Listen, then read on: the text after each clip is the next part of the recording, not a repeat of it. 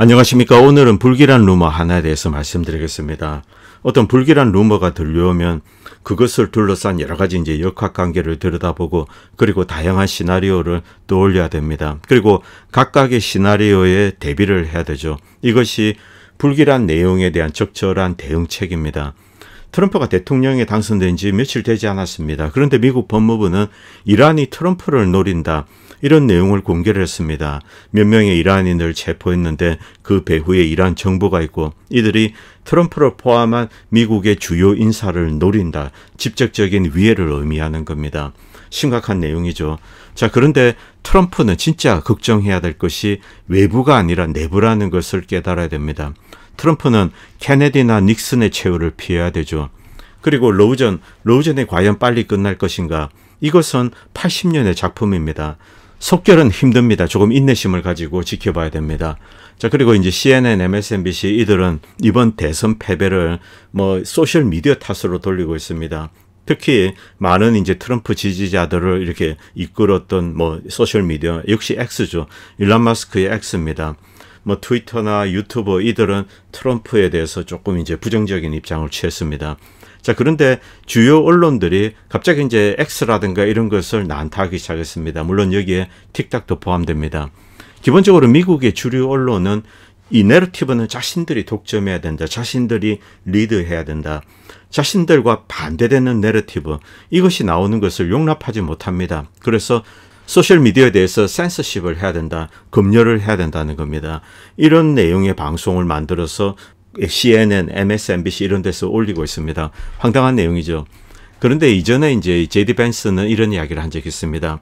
이전에 유럽 정부 EU입니다. EU에서 X라든가 이런 틱탁 이런 것을 검열하려고 하는, 제재하려고 하는 이런 움직임을 취했습니다. 여기에 대해서 트럼프와 그리고 제디 벤스는 경고를 했습니다. 만약 그렇게 했을 경우 심각한 보복을 당할 수 있다, 이렇게 경고를 했죠. 기본적으로 미국의 동맹, 그리고 EU, 나토 소속 국가들은 미국의 군사 동맹입니다. 이 미국의 동맹이 언론의 자유를 옹호하지 않는다, 이것은 용납할 수 없다, 이렇게 제디 벤스가 이전에 경고를 했습니다. 그리고 EU 집행위원회는 로우전 관련돼서 트럼프 대통령의 내러티브, 이게 마음에 들지 않습니다. 그래서 트럼프를 좀 배척하려고 그런 노력을 했는데 어쨌든 미국 국민들은 트럼프를 선택했습니다. 그러자 이번에는 트위터라든가 이런 매체, 틱탁 이런 데 대해서 검열을 가하고 제재를 가하고, 그리고 몇몇 나라에서는 축출을 하겠다, 아예 그 나라에서는 트위터나 이런 것을 사용하지 못하게 만들겠다, 이런 주장까지 하고 있습니다. 이것은 현실성이 없는 주장이지만, 그리고 이것을 한다면은 미국의 트럼프 행정부가 가만히 있지 않을 겁니다. 비현실적이지만 지금 이 글로벌리스트 세력, 미국 내 글로벌리스트 세력들, 주류 언론들, 그리고 유럽을 장악하고 있는 글로벌리스트 세력들, 이들은 본질적으로 표현의 자유, 언론의 자유를 용납하지 않습니다. 어떤 내러티브, 어떤 오피니언을 독점을 하고 싶어 하는 거죠. 그리고 모든 국민을 한 곳으로 이끌고 가려고 합니다. 진정한 전체주의가 누구인가? 물론 중국은 현재 전체주의 모습을 띠고 있습니다. 그리고 미국의 글로벌리스트, 이들도 만만치 않다는 겁니다. 그리고 유럽 내에서 이스라엘의 가자지구 공격에 대해서 맹렬하게 반대하는 두 개의 국가가 있습니다. 스페인과 아일랜드죠. 스페인은 추가적인 조치를 취했습니다. 미국의 선박이 이스라엘향 무기를 싣고 스페인 향으로 들어오려고 했습니다. 그런데 이것을 막아버렸습니다. 이스라엘로 무기를 실어 나르는 배는 스페인 항구에 들어올 수 없다, 이렇게 발표를 하고 쫓아냈습니다. 이 스페인과 아일랜드가 가장 맹렬하게 이 가자 사태에 대해서 목소리를 내고 있습니다. 그리고 어제 방송에서 말씀드렸던 네오콘 인사들, 트럼프가 초기 국무부 장관으로 폼페오를 다시 기용한다, 니키 헬리를 기용한다, 이런 루머가 지난 한 이틀 동안 계속 돌았습니다. 오늘 트럼프가 직접 이 트위터로 이렇게 썼습니다. 지난번에 니키 헬리나 그리고 마이크 폼페오 이들과 함께 일을 하게 되어서 상당히 기뻤다. 그런데 이번 내각에는 그들을 초청하지 않겠다, 이렇게 이야기했습니다. 딱 잘라서 거절한 거죠. 그들 니키 헬리나 폼페오에 대해서 덕담은 합니다. 그러나 이번에 그들을 임명할 계획은 없다, 이렇게 딱 박아서 올렸습니다. 그리고 밑에 미국을 위대하게 만들겠다, 이렇게 썼습니다. 자, 알렉스 존스는 폼페오를 요즘 신나게 헐뜯고 있습니다. 이 폼페오가 지난 며칠 동안 이 국무장관으로 거론되자 이 알렉스 존스가 맹비난을 했죠. 그래서 폼페오가 과거에 트럼프를 배신한 이제 발언들 그리고 그의 행적들 이런 것을 낱낱이 파헤쳐서 지금 이 트윗에 올리고 있습니다. 상당히 재밌는데 여러분들 중에 이제 트윗 하시는 분들은 이 알렉스 존스 채널에 한번 들어가서 보시기 바랍니다. 그리고 윌 슈라이버는 이런 이야기를 썼습니다. 니키 헬리나 마이크 폼페오 분명히 이 두 사람은 톡식, 이 독성 인사라는 겁니다. 그리고 기본적으로 이제 광대라는 거죠. 그런데 트럼프 2기 내각에 더 영악하고 교활하고 좀 이제 영리하고 위험한 인물들이 거론되고 있다. 이렇게 쓰고 있습니다. 로버트 오브라이언 상당히 중요한 인물입니다. 특히 이 중국 관련돼서 굉장히 이제 강경한 인물이죠. 그리고 브라이언 후크 이란 관련돼서 강경한 인물입니다. 그리고 리차드 그레넬 모두 이 본질적으로 네오콘 인사라고 할 수 있습니다. 이들 명단이 지금 계속 돌고 있습니다. 트럼프가 어떤 선택을 할지는 모르겠습니다. 마이크 폼페오나 니키 헬리 이들은 이미 트럼프를 배신한 전력이 있기 때문에 현재 이 트럼프 지지 국민들은 그들을 이제 배척하고 있습니다. 이런 여론 때문에 이런 것을 이제 눈치 보고 그들을 배제하고 또 다른 이제 네오콘 인사를 기용할 수 있는 거죠. 이것은 계속 지켜봐야 할 것 같습니다. 자, 그리고 최근에 이제 미국 사회 움직임 트럼프가 만약에 대통령 당선되면 지난번처럼 BLM 폭동이 일어나고 이런 것을 예상했습니다. 그런데 미국 사회는 지금 조용합니다. 미국의 리버럴 좌파 세력들 이들은 거리에 나가서 불을 지르고 이런 행동을 하지 않고 일단 조용한 상태입니다. 여기에 대해서 세 가지 이유가 있다 이렇게 주장하는 사람들이 있습니다. 첫 번째는 엘리트 카르텔이 지금 조용하다는 겁니다. 미국의 이제 리버럴 좌파 세력이 길바닥에서 폭동을 일으키고 그런 일을 과거에 했지만 그런데 여기에는 첫 번째로 돈이 필요합니다. 그리고 리더가 필요하죠. 그리고 지령이 와야 됩니다. 아직까지 엘리트 카르텔이 이들에게 지령을 내리지 않았다. 이것이 첫 번째 이유죠. 직접적인 이유일 겁니다. 그리고 두 번째는 미국 국민들의 트럼프에 대한 지지 여기에 압도당했을 가능성이 높죠. 이 국민들이 트럼프를 일단 이제 전폭적으로 지지를 하고 있습니다. 그래서 주춤하고 뒤로 한 발 물러났다. 설득력이 있는 내용입니다. 그리고 세 번째는 미국의 이 글로벌리스트 리버럴 세력들이 꺼내들었던 여러 가지 아젠다들, LGBTQ나 그리고 다양한 게 있습니다. 이 글로벌리즘 그리고 로우전, 가자 이런 것도 다 포함할 수 있습니다. 이런 것이 미국 국민들에 의해서 이렇게 배척당하고 있다. 이런 것을 느꼈을 수가 있죠. 그래서 이런 아젠다가 무너지는 것이 아닌가. 물론 이것은 제 개인적인 생각에는 희망 회로를 돌려서 이렇게 추정하는 것 같습니다. 실제로 이런 아젠다는 건재하고 있습니다. 그리고 이런 아젠다를 서포트하는 막대한 금권 세력들 그리고 강력한 어떤 카르텔들 이들은 여전히 건재합니다. 자, 그렇기 때문에 지금 이 이야기는 희망 회로 같습니다. 그런데 여기서 이제 또 다른 위험한 생각을 좀 할 필요가 있습니다. 이 미국의 이 반 트럼프 진영 이들이 어떤 다른 것을 계획하고 있는 것이 아닌가. 사실 좀 섬뜩한 이야기죠. 이것이 현실화되었을 경우 트럼프의 앞길에 큰 장애가 생길 수도 있고 또 트럼프 자체가 또 이렇게 축출될 수도 있습니다. 또 다른 방식으로 밀려날 수도 있죠. 좀 생각하기 힘든 내용인데 그런 여러 가지 가능성을 검토하지 않을 수가 없습니다. 자, 그리고 이제 윌 슈라이버는 좀 독특한 생각을 하고 있습니다.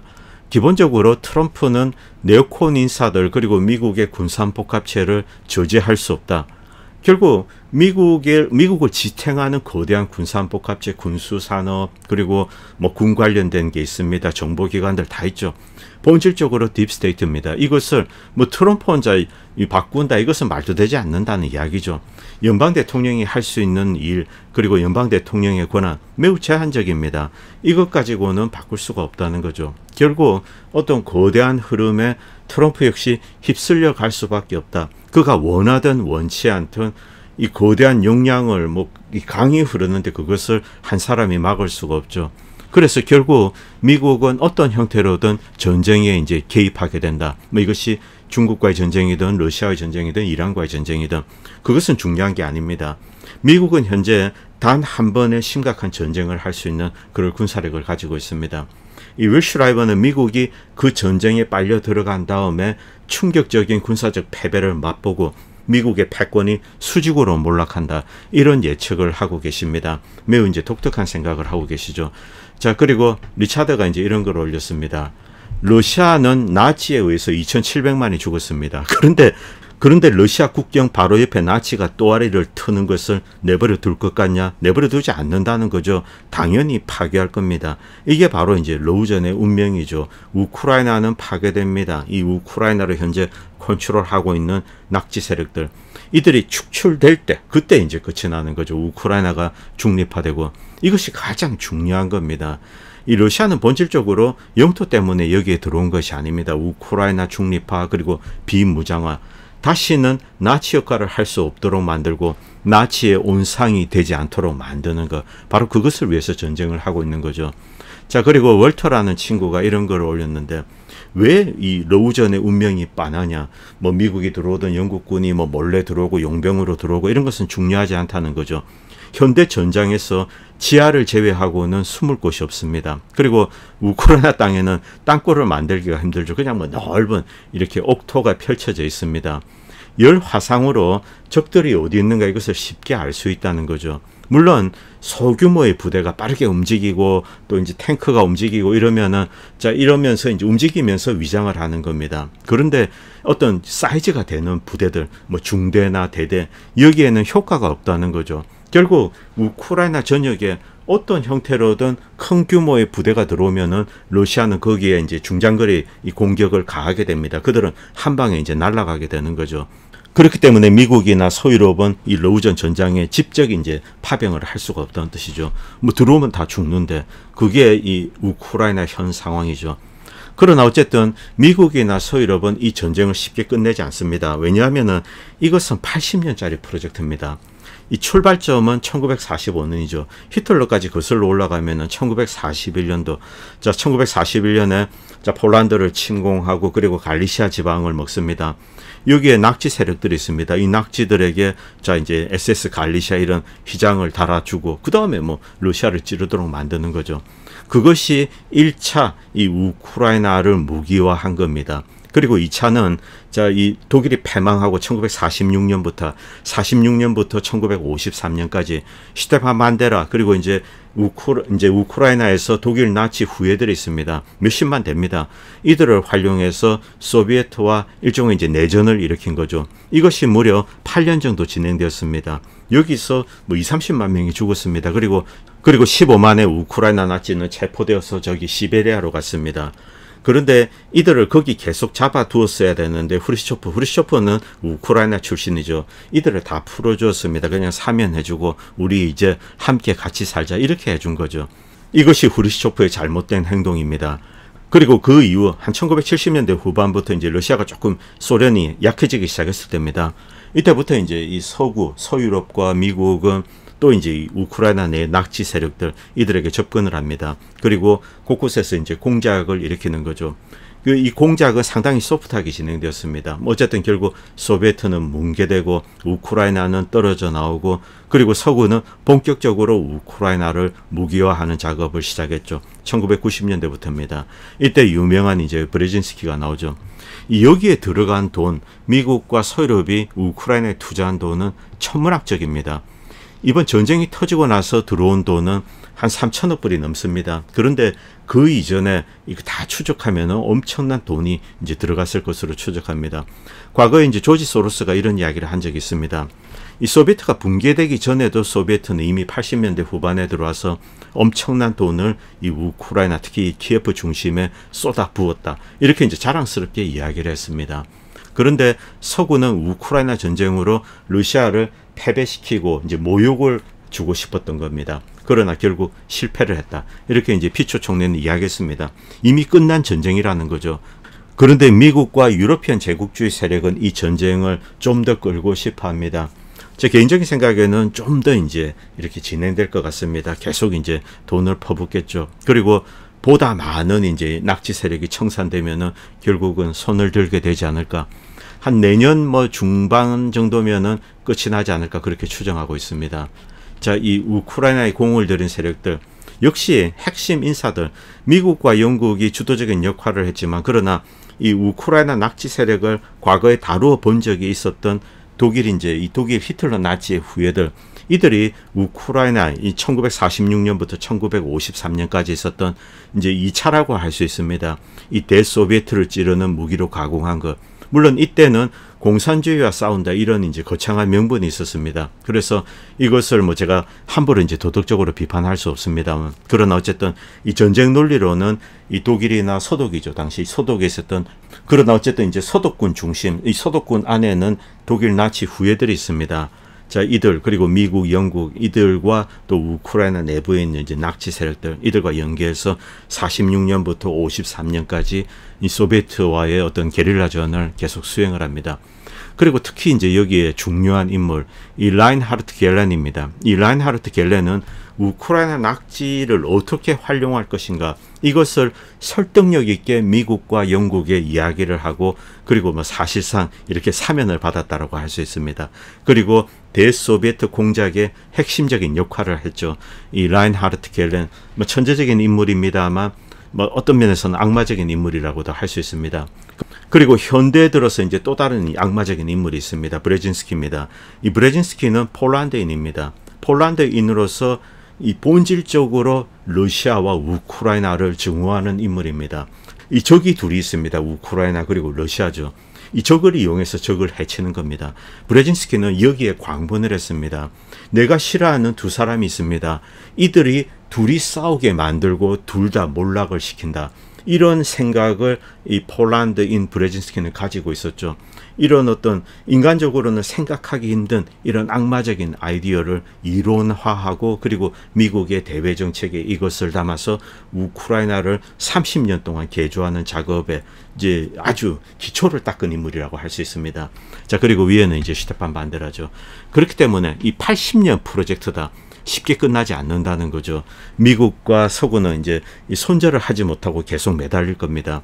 러시아는 이들과 상관없이 계속 군사적으로 나치 세력들을 파괴하고 이 우크라이나의 항복을 받아낼 것으로 그렇게 추정하고 있습니다.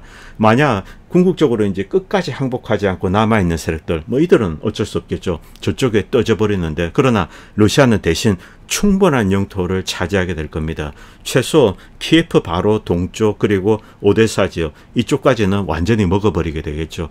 이것이 아마 러시아군의 궁극적인 목표라고 저는 이제 추정하고 있습니다. 자, 그리고 여기서 이제 다시 트럼프로 돌아오겠습니다. 이 트럼프 관련돼서 적들이 어떤 음모를 꾸미는 게 아닌가, 이것은 일단 미국 내부 문제입니다. 여기서 이제 닉슨과 케네디를 좀 떠올릴 필요가 있습니다. 뭐 케네디는 어쨌든 제거가 되었죠. 그리고 닉슨은 소프트 쿠데타로 쫓겨났습니다. 자, 펜타곤의 장군들이 몰려갔습니다. 닉슨에게 이렇게 이야기했습니다. 우리는 당신의 명령을 더 이상 따르지 않겠다.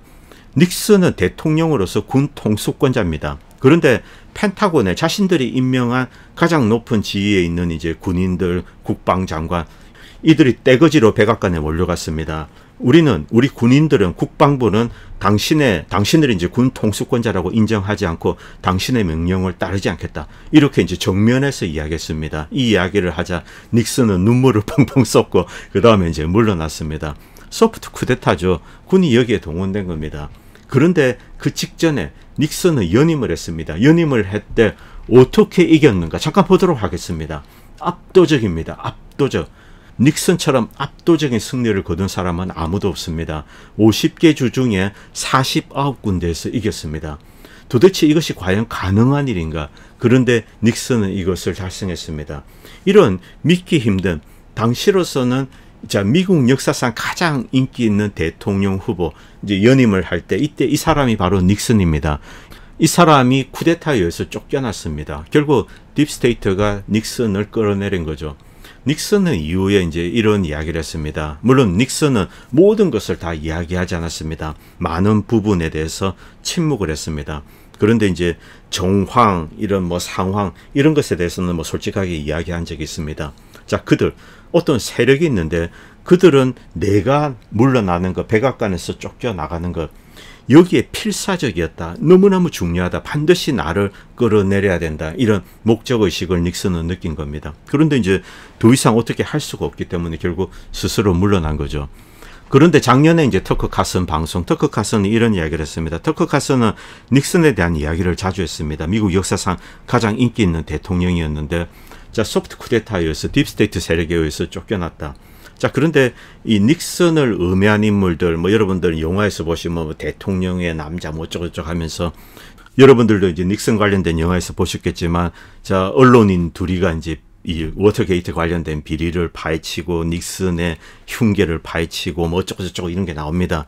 자, 그런데 이것은 대단히 과장되어 있고 그리고 본질적으로 완전히 왜곡된 거죠. 여기에 등장하는 인물이 밥 우드워드입니다. 밥 우드워드는 자, 이 트럼프 대통령을 음해한 책을 써서 또 유명해졌습니다. 그런데 밥 우드워드가 갑자기 기자로 나타난 겁니다. 1년 전에 무엇을 했을까? 밥 우드워드는 미 해군 정보장교입니다. 정보장교. 자, 이 군 부문에서 일종의 이제 정보 요원이라고 할 수 있습니다. 이자가 퇴역하고 갑자기 이제 중앙 언론의 기자가 되었습니다. 언론인이 되어서 자, 닉슨 대통령을 추적하고 비밀을 파헤쳤다. 이렇게 된 겁니다. 이것의 배후에는 펜타곤이 있다라고 하지 않을 수가 없는 거죠. 결국 이 케네디와 닉슨 어떤 이유에서 이제 쫓겨난 겁니다. 그런데 닉슨이 쫓겨난 가장 중요한 이유 무엇일까? 여기에 대해서 많은 사람들은 이런 이야기를 하고 있습니다. 닉슨은 연임을 할 때 가장 중요한 공약으로 미국의 연방정부를 개혁하겠다. 그리고 펜타곤에 대해서 칼질을 하겠다. 이런 이야기를 했습니다. 닉슨 이전에 어떤 일이 있었습니까? 월남전이 있었습니다. 닉슨은 월남전 수렁에서 빠져나오기 위해서 많은 노력을 했습니다. 이 월남전은 미국의 이제 대외 어떤 군사적인 정책에 있어서 참담한 실패작이었습니다. 그리고 너무나 많은 사람들을 죽였습니다. 라오스, 캄보디아, 베트남 수많은 사람들이 죽어갔죠. 닉슨은 여기서 이제 빠져나오기 위해서 노력을 했습니다만, 그러나 연방 대통령이기 때문에 야, 내가 전쟁하기 싫어, 오늘 그만둘 거야, 이런 식으로는 되지가 않는 거죠. 전쟁에 너무나 많은 이권, 너무나 많은 사람들이 이렇게 연루가 된 겁니다. 어쨌든 이 월남전 그냥 참담하게 끝났습니다. 닉슨은 그 이후에 다시는 이런 일이 있어서는 안 되겠다. 이 미국의 이제 국방부나 군사안보합체 이들이 미국의 대통령의 권한을 넘어서서 전쟁을 이끌어가는 이제 그런 것을 닉슨은 느낀 겁니다. 자, 미국의 대통령이 있습니다. 연방 대통령이 있고 또 정치인들이 있죠. 그런데 이것을 넘어선 어떤 거대한 힘의 세력이 있는 겁니다. 그런데 이것을 이제 어떻게 축소시키기 위해서, 그리고 미국의 권력을 미국 국민들에게 다시 돌려주기 위해서는 미국의 연방정부 그리고 외부에 있는 거대 권력과 연관되어 있는 이런 네트워크 관계, 이들과 관계, 여기에 대해서 손을 대지 않을 수가 없는 거죠. 그런데 연방 대통령이 할 수 있는 것은 무턱대고 나가가지고 외부의 힘에 어떤 칼질을 할 수가 없습니다. 바로 연방정부, 뭐 여러 가지 기구들이 있습니다. 펜타곤도 그 중에 하나죠. 그리고 뭐 CIA, FBI 이런 거 다 포함한 겁니다. 이것을 개혁하겠다라고 이야기했습니다. 그리고 닉슨은 바로 쫓겨난 거죠. 이 연방정부의 딥스테이트 카르텔은 필사적으로 닉슨을 끌어내린 겁니다. 연방정부에 손을 대지 못하도록. 그런데 지난 30년 동안 이제 연방정부의 연방기구, 각종 기구에 대해서 칼질을 하겠다. 인력을 3분의 1 정도 줄이겠다. 이렇게 이야기한 사람이 있습니다. 바로 누군가요? 도널드 트럼프입니다. 이 트럼프가 이런 이야기를 했을 때 많은 사람들은 그가 자기 무덤을 파는 것이 아닌가 이런 예측도 했었습니다. 이 연방정부에 대한 도전, 딥스테이트에 대한 도전, 이것은 이제 그들이 절대로 용납할 수 없는 거다. 감히 어떻게 미국의 연방 대통령 따위가 우리에게 도전을 해. 이것은 미국의 현대사에 있어서 용납할 수 없는 일이라는 거죠. 그래서 트럼프 대통령에게 모종의 조치를 취할 수가 있다는 거죠. 자, 그리고 JFK, 케네디입니다. 케네디 역시 연방정부, 연방기구에 대한 개혁, 이것을 꺼내들었습니다. 그리고 이제 또 한 가지 이유는 이스라엘의 핵 개발을 반대했습니다. 그런데 밑에 있던 이제 린든 B 존슨, 이 존슨은 그것을 적극적으로 지지를 했죠. 어쨌든 JFK는 이제 사라졌습니다. 자, 이제 JFK와 그리고 린든 B 존슨 뒤에 로버트 케네디도 보입니다. 자, 이런 일이 일어났죠. 다시 트럼프로 돌아오겠습니다. 상당히 조심해야 되죠. 그런데 갑자기 이제 미국 법무부에서 뭐 FBI의 입을 빌렸는데 3명을 일단 체포를 했는데 이란과 연관이 되어 있고 이들이 트럼프를 포함한 미국의 중요 인사를 노리고 있다. 그리고 이들 배후에는 이란 정부가 있다. 뭐 이런 식의 이야기를 했습니다. 결국 이란 정부가 트럼프를 노린다는 거죠. 이런 미 법무부 발표에 대해서 트럼프는 야, 이란 까불면은 날려버릴 수도 있어. 뭐 이런 식의 특유의 이제 허풍을 좀 떨었습니다. 트럼프도 뭐 이게 무엇을 의미하는지 잘 알고 있을 것으로 생각합니다. 이 위협 배후에 누가 있는가? 제 개인적으로는 이란이 있다라고는 생각하지 않습니다. 그리고 미 법무부의 이런 주장에 대해서 이란 정부는, 이란 외무부는 즉각적으로 이제 성명서를 내었습니다. 자, 이란 정부는 트럼프를 노리고 있지 않다. 이것은 거짓이다. 이런 거짓을 만들어낸 세력들은 아마도 이제 시오니스트나 그리고 이란의 적대적인 서클들 미국 내부에 있겠죠. 이들이 만든 거짓말로 추정된다. 우리는 모르는 일이다. 즉각적으로 이제 이란 외무부는 발표를 했습니다. 당연히 그렇죠. 자, 그런데 이 미국 내에서 어떤 뭐 대외 목표가 있습니다. 뭐 미국 내든 미국 외부든 마찬가지입니다. 제가 한 가지 예를 들어 드리겠습니다. 다시 이제 유고슬라비아로 돌아오겠습니다. 미국은 자, 이 세르비아를 파괴하고 싶어 했습니다. 이 유고라는 이제 소비에트 다음에 큰 공산주의 국가입니다. 뭐 중국까지는 그때는 이제 생각하지 않았던 것 같습니다. 이 유고를 찢어발기는데 자, 보스니아와 세르비아 사이에 유혈극을 만들고 이것을 명분으로 세르비아가 보스니아의 무슬림을 해쳤다. 그래서 세르비아를 파괴했다. 실제 파괴한 것은 1998년입니다. 그런데 그 계획은 이미 수년 전에 만들어진 겁니다. 미국이 하는 모든 일들, 대부분의 일들은 즉흥적으로 일어나지 않습니다. 오랫동안의 계획에 근거해서 하는 겁니다. 1993년에 이 보스니아의 지도자는 미국의 이제 클린턴으로부터 클린턴 본인이 아니라도 이제 그 주변에 있는 인사겠죠. 이들로부터 이런 제안을 받았습니다. 스레브레니차는 자, 스렙스카 공화국, 이 세르비아계가 장악하고 있는 그 안에 있습니다. 자, 여기에서 어떤 유혈극이 터지게 되면은 만약 세르비아군이 5,000명 정도 이제 무슬림을 죽이게 된다면 이것을 핑계로 자, 나토가 개입해서 그리고 궁극적으로 세르비아를 파괴할 수 있다. 이런 이제 플랜을 가지고 있습니다. 마치 이 시리아가 화학무기를 사용했다. 이런 거짓말을 만들어서 시리아 아사드 정권을 제거하려고 했던 것. 이것과 똑같은 겁니다. 자, 어떤 목표가 있습니다. 그 목표를 이루기 위해서 어떤 거짓 프레임을 만드는 거죠. false flag입니다. 이 false flag를 자, 만드는데 이게 보통 몇 년이 걸리는 거죠. 이 보스니아 내 인사가 결국 최고 지도자가 이 이야기를 다 했습니다. 야, 클린턴이 그때 클린턴 행정부 인사가 이런 이야기를 했다. 결국 수년 뒤에 이렇게 되었습니다. 그런데 이 보스니아 내전은 어쨌든 1995년에 종료가 됩니다. 스레브레니차 사건도 이제 94, 95년 이때 걸쳐서 있었죠. 당시 이때 이 스레브레니차를 학살로 분류하지 못했습니다. 상호간에 이제 교전에 있었고 많은 희생자가 있었습니다. 그런데 이것을 바로 이제 무고한 민간인 학살 이런 식으로 만들 수가 없었죠. 그런데 1998년이 다가오면서 이제 이 코소보로 세르비아를 폭격할 명분을 만들기 위해서 노력합니다. 그리고 이때 다시 스레브레니차를 뒤져서 야, 저 세르비아 놈들이 보스니아 사람 죽이고 어디 저기 안매장했다더라. 이렇게 이제 구라를 치기 시작한 거죠. 자, 그런데 주변에 물론 교전을 하면은 한 1,500명 정도 이렇게 희생되고 이런 것은 있습니다. 그런데 민간인들을 무자비하게 죽이고 안매장하고 이런 증거를 발견하지 못했습니다. 그럼에도 불구하고 이런 주장을 하고 그리고 무덤 탐사팀 이런 것을 보내는 거죠. 그리고 세르비아 폭격을 병행을 합니다. 그리고 이 스레브레니차 이것을 공고히 하기 위해서 여러 가지 작업을 했는데 지금까지도 무덤 찾고 있습니다. 지금도 저기 뭐 어디 땅 파면 무덤이 나온다. 그리고 그러다가 어디 땅 파면 뭐 해골이 나오면 야, 저 이 스렙스카 세르비아계가 이 학살한 증거다. 뭐 이런 식으로 떠들고 있는 거죠. 이 미국이 어떤 거짓 프레임을 만들면은 한 몇 년 전에 길게는 뭐 80년 전에 러우전이 대표적입니다. 이렇게 만들고 이렇게 작업을 해오는 겁니다. 결국 만약에 이 이란 프레임이 이번에 그냥 헛 루머로 끝나지 않고 앞으로 뒤에 이란과의 전쟁을 위한 무엇일 수도 있다는 거죠. 물론 뭐 단기적으로 당장 몇 달 안에 어떤 사건이 터질 수도 있습니다. 어떤 사건이 터지면은 이란에 뒤집어 씌우는 거죠. 그리고 뭐 제가 이제 미국에 있으니까 이렇게 트윗에 보면은 알고리즘이 뜹니다. 알고리즘에 보면은 이제 미국 정부가 의도한 것들, 선전물들 이런 것이 쭉 따라 올라옵니다. 뭐 한국에 있으면 한국과 관련된 것, 일본에 있으면 일본과 관련된 것이 오죠. 미국에 있으면 미국의 어떤 목적이 있는 사람들이 흘리는 선전물들 이것이 알고리즘을 타고 옵니다.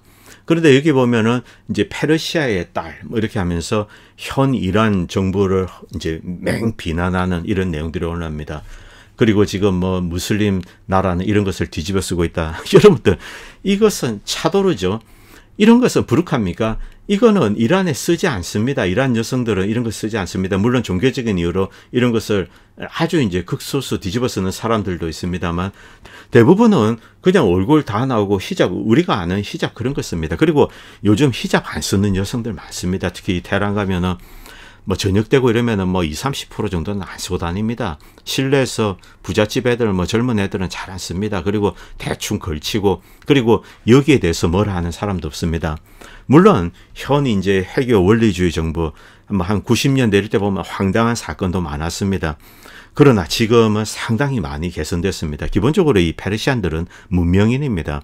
뭐 야만적으로 행동하고 그런 사람들이 아니죠. 그리고 뭐 이런 내용도 있습니다. 2014년에 한 여성이 이제 처형당했습니다. 이 여성은 어떤 정보 장교를 죽였습니다. 여기에 대해서 지금까지 논쟁은 있는데, 이 정보 장교가 자신을 강간하려고 했기 때문에 이 여성이 자기 방어를 하기 위해서 죽였다, 이렇게 주장을 하지만 이러한 정부 주장은 다르죠. 자, 이 사람이 테러리스트 간첩이라는 겁니다. 이 이란 내에는 엄청나게 많은 테러리스트가 있습니다. 뭐 이란은 부족도 뭐 굉장히 다양하죠. 그리고 이란에서 가장 심각한 테러를 저지르는 단체는 공산주의자들입니다. MEK나 이런 몇 개의 공산주의 단체가 있고, 그리고 이제 그 다음 쿠르드 반군입니다. 이 쿠르드 이 둘이 이란 국민들을 향해서 가장 끔찍스러운 테러를 저지릅니다. 그리고 당연히 미국과 영국은 이 공산주의 테러 단체 그리고 쿠르드 테러 단체를 지원을 합니다. 자, 이들이 사실 이란 내에서 이제 일으키는 테러, 이것이 사실은 가장 심각하고 잔인한 겁니다. 사실 이란 국민들 입장에서 자, 멀리 있는 뭐 미국이라든가 이스라엘 이런 외부의 위협보다는 이란 내부에서 테러를 일으키는 MEK 같은 단체들, 이들이 사실은 더 큰 골칫거리입니다. 지금 이란의 이제 회교 원리주의 정부 그리고 공산주의 단체, 이들이 죽기 살기로 싸우는 데는 뭐 여러 가지 좀 뿌리 깊은 이유가 있습니다. 1950년대까지 거슬러 올라갈 수 있는데, 자, 1980년대에 들어서 79년이죠. 이때 회교 혁명을 할 때 공산주의 단체 젊은이들이 적극적으로 이제 가담을 했습니다. 그런데 혁명에 성공하자 회교 원리주의 정부는 그 다음에 공산주의자들을 무자비하게 잔인하게 탄압을 했습니다. 정말 많은 이제 공산주의자 젊은이들을 뭐 사형을 시키고 그냥 그 가정들을 뭐 초토화시켜 버렸습니다. 회교 원리주의 정부에 있어서 가장 이제 적대적인 세력은 공산주의자들이다, 이렇게 생각을 했던 거죠. 그리고 무자비하게 이란 내 공산주의자들을 탄압을 했습니다. 이때 그냥 사무친 한을 가지고 있은 것 같습니다. 그래서 뭐 같은 이란 국민이지만 무자비하게 테러를 저지르는 거죠. 좀 골치 아픈 나라입니다. 자, MEK에 대해서는 미국의 이제 Council on Foreign Relations도 뭐 극렬한 테러 단체다. 그런데 이란 정부를 흔들기 위해서, 이란 정국을 이제 디스테빌라이징 하기 위해서는 미국의 지원이 필요하다, 이런 식의 이야기를 하는 거죠. 이런 내용을 찾아보시면 다 나옵니다. 다시 돌아와서, 자, 미국은 이란 사회를 흔들기 위해서, 그리고 이란을 악마화하기 위해서 여러 가지 이제 이 선전전을 합니다. 이런 선전전, 그리고 구체적인 뭐 false flag, 그리고 이란과 직접적인 충돌, 여기서 만약 미군 병사가 희생되면은 야, 이제 복수해야 된다, 뭐 이렇게 하는 거죠. 그런데 이란과의 전쟁을 일으키기 위해서 즉흥적으로 시작할 수는 없습니다. 미국 국민들에게 전투 의지를 불어넣어야 되는 거죠. 미국 국민들에게 이란을 악마화하고 이란을 무슨 테러 국가, 폭력 국가로 묘사를 하고 미국 국민들에게 이란에 대한 증오심을 이렇게 심어주는 겁니다. 그리고 펄스 플래그도 터뜨릴 수 있고, 혹은 직접적인 충돌을 일으켜서 이 미국의 이제 군인들이 희생되게 만들 수도 있고, 이런 여러 가지 작업을 하게 되는 거죠. 그런데 트럼프는 여기서 상당히 이제 굉장히 시리어스하고 충격파가 큰 떡밥입니다. 그렇기 때문에 미국 법무부가 불길한 루머를 이렇게 이야기를 했을 때 착잡한 심정이 드는 거죠. 야, 저놈들이 또 무언가 꾸미는 것이 아닌가. 자, 만약에 진짜 그런 일이 일어나게 된다. 트럼프도 자 없어져, 이란도 파괴할 수 있는 전쟁 명분도 만들 수 있어, 미국 국민들에게 전투 의지도 불어넣을 수 있어. 일석삼조죠. 참 걱정되는 이제 불길한 루머입니다. 자, 그리고 여기서 이제 끝으로 이야기만 좀 하겠습니다. 미국이 이란을 악마화하면서 히잡 이야기를 하고 있습니다. 전 정말 이것만큼 미국의 위선이 적나라하게 드러나는 것이 없다라고 생각합니다. 여러분들이 보시는 이 사진은 1975년도 카불의 이제 폴리테크니크 공과대학이죠. 여기에 학생들입니다. 이 아프가니스탄의 젊은 여성들이 이러고 다녔습니다. 이때 정부 형태는 공산주의입니다. 사회주의, 완전히 공산주의는 아닌데 준사회주의죠. 그 전에 왕정이 있었고 또 민정으로 갔다가 뭐 왔다 갔다 했습니다만 결국 한 사회주의 정부가 들어섰습니다. 그리고 세속주의입니다. 여성들은 이렇게 미니스커트 입고 이렇게 다녔습니다. 이것이 1975년도의 아프가니스탄의 모습입니다. 이것을 무너뜨리고 파괴한 나라가 누군가요? 바로 미국과 사우디아라비아입니다. 여기서 오사마 빈 라덴이 등장하죠. 사우디아라비아는 와하비즘을 들고 자 갑니다. 물론 이제 카불을 중심으로 공산주의자들, 사회주의자들, 그리고 뭐 민주주의를 지향하는 세력들, 세속주의자들 이들이 있습니다만 외곽에는 회교 원리주의 살려고 하는 그런 세력들이 있습니다. 이들을 규합하고 무자헤딘 용사들을 보내고 그리고 미국은 여기에 이제 엄청난 무기를 집어주게 됩니다. 뭐 스팅어 미사일 이런 것을 주게 되는 거죠. 그리고 탈레반을 지원해서 결국 이들로 하여금 이 아프가니스탄 정권을 무너뜨리도록 만든 겁니다. 이것이 미국과 그리고 사우디의 와하비즘 세력들 이들이 한 짓입니다. 이때 이 사회주의 정권은 당시 이제 소비에트죠. 소비에트에 SOS를 쳤습니다.